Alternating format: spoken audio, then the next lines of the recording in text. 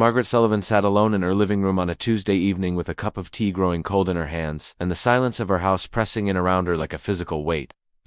She was 62 years old, and she had just deleted the last contact from her phone, her daughter Emily. It had taken 3 years to get to this point. 3 years of systematically cutting people out of her life one by one, until there was no one left. First it had been her sister Carol who had made one too many comments about Margaret's choices. Then her old friends from book club who she decided were too judgmental. Then her neighbors who she felt were too nosy, her co-workers when she retired early, her cousins, her childhood friends, and finally, today her own daughter who had called crying, asking why her mother would not return her messages, why she refused to come to her grandchildren's birthday parties, why she had become a stranger. Margaret had listened to Emily's tears and felt nothing but a cold determination. I need space, she had said. I need to protect my peace. And then she had blocked the number, now sitting in the silence. Margaret told herself this was what she wanted. This was freedom. This was peace. No more obligations, no more disappointments, no more people letting her down. But the silence felt less like peace and more like drowning. The truth that Margaret would not admit even to herself was that cutting people off had become her pattern, her default response to any conflict or discomfort. Someone hurt her feelings, she'll cut them off. Someone disappointed her, she'll cut them off.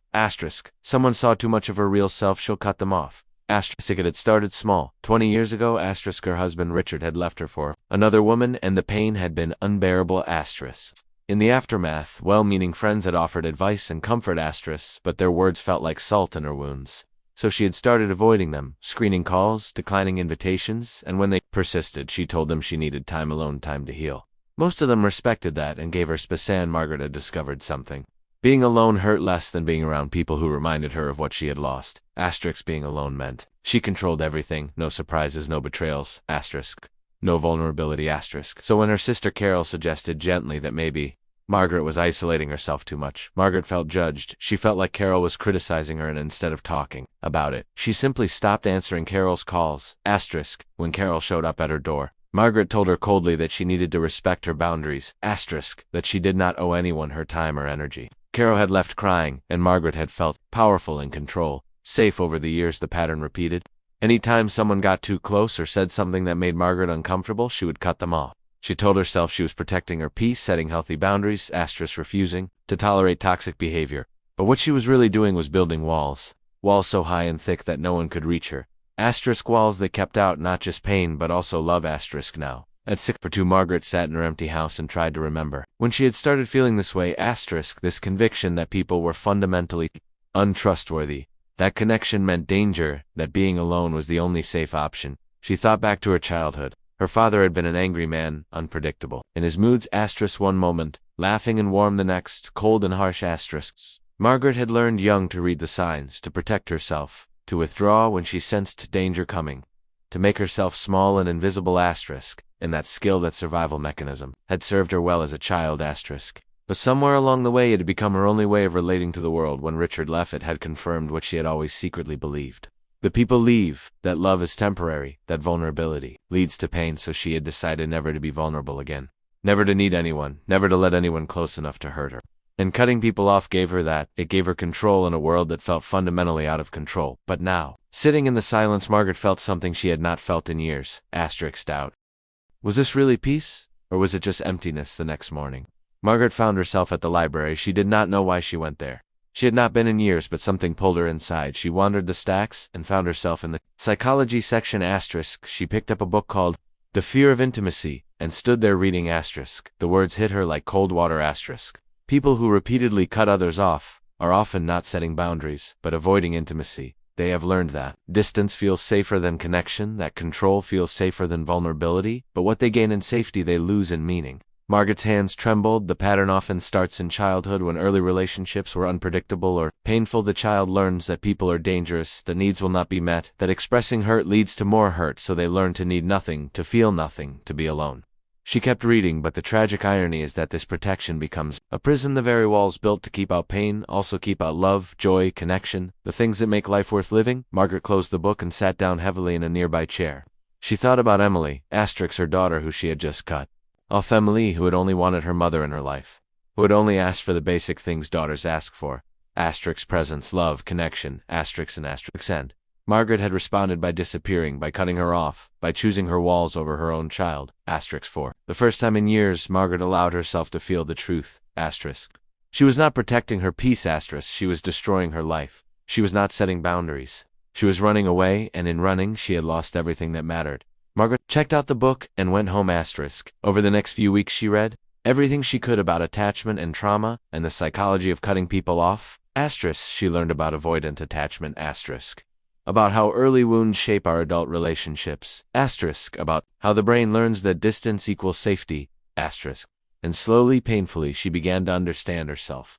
The cutting off was not strength. It was fear. Fear of being hurt, fear of being abandoned, fear of being seen, and every time she cut someone off, she was really that scared little girl hiding from her father's rage, protecting herself. The only way she knew how, but she was not a little girl anymore. Asterisk. She was an adult with choices, and she had been choosing fear over love for 2 decades. Asterisk. Margaret knew she needed help. Asterisk. She found a therapist, Dr. Helen Voster, who specialized in attachment issues. Asterisk. In their first session, Margaret sat stiffly and said, "I have cut off everyone in my life and I do not know if I can get them back." Asterisk. Helen looked at her with kind eyes. "Tell me why you cut them off." "Because they hurt me." Margaret said, "Because they disappointed me, because they did not respect my boundaries." "And what did those hurts look like?" Margaret thought about it. Asterisk. My sister suggested. "I was isolating too much and that felt like criticism, like judgment." Asterisk. "Could it have been concern?" Helen asked, gently. Margaret was quiet. "My daughter kept calling, kept asking me to come to family events, and that felt like pressure, like she would not respect my need for space." Asterisk. "Could it have been love?"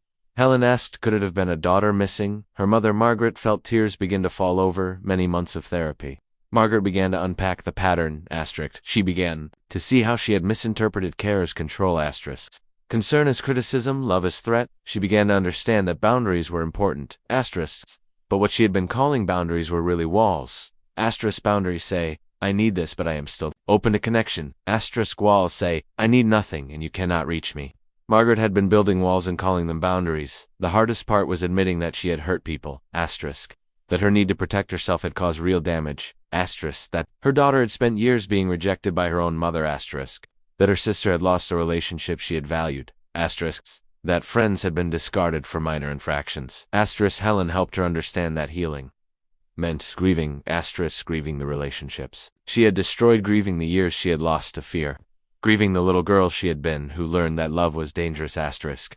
One afternoon, Margaret picked up her phone. Emily's number was still blocked. With shaking hands, she unblocked it. Asterisk. Then she called. Emily did not answer. Margaret left a voicemail. Asterisk. Emily, it is your mother, I know. I've hurt you terribly. I know I do not deserve your forgiveness, but I want you to know that I am getting help. I am understanding why I pushed you away. And I am so sorry. I am so deeply sorry. I love you. I have always loved you, even when I could not show it. Please, if you are willing, I would like to try to rebuild what I destroyed. She hung up and cried. Emily did not call back that day, or the next, or the next. Margaret had to sit with that, had to accept that some bridges once burned cannot be rebuilt. But a week later, her phone rang. It was Emily. Asterisk. Mom, her voice was cautious. I got your message. Thank you for calling back. Margaret said. I do not know if I can forgive you. Emily said. You cut me off.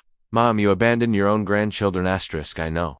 Margaret said, and I do not expect forgiveness. I just want you to know that I am working on myself. I am understanding why I did what I did, and it was never about you. It was always about my own fear. There was a long silence. I've missed you.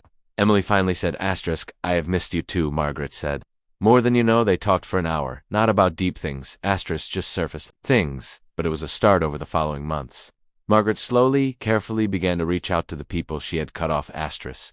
Some were willing to try again. Asterisk. Her sister Carol came to visit, and they sat on Margaret's porch and talked, really talked. For the first time in years. Asterisk. I was hurt when you cut me off, Carol said, but I also knew something was wrong. I knew this was not really about me. It was not, Margaret said. It was about me being so scared of being hurt that I hurt everyone first. Oh, you better now? Carol asked. Asterisk. I am working on it, Margaret said. I am learning that connection is worth the risk. Some people were not willing to try again. Old friends who felt they had been discarded too easily. Asterisk. Cousins who had their own pain to deal with. Then Margaret had to accept that.